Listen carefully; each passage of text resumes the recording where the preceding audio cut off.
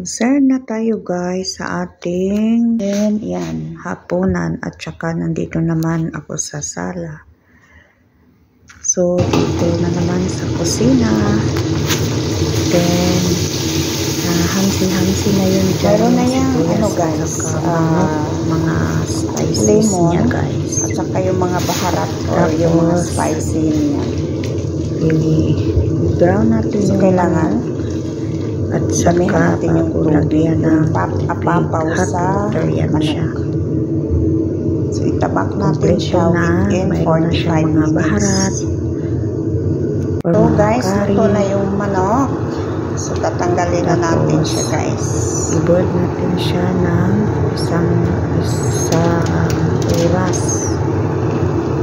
Kasi doon sa paghamsi ng sibuyas, naka 10 or 15 minutes siya doon bago natin trapan ng tubig. So ito na yung manok. Tanggalin na si manok.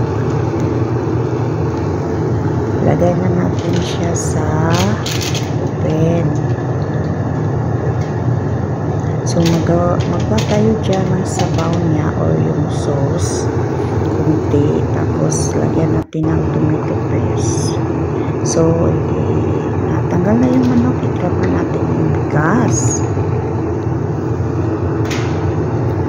Tapos ito lalagyan natin ng yung sauce niya guys. Lagyan natin sa taas para hindi siya diretso masunog or red yung manok. Maging red yung manok.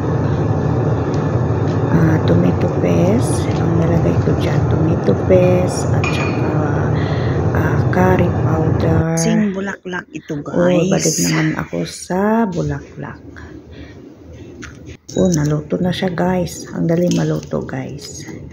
Nagprita ko dyan ng sibuyas o onion or sa Arabic is basal. Or pang decor lang siya guys. So thank you so much guys. Shout out to all. Don't forget to like, comment to my channel. Thank you so much.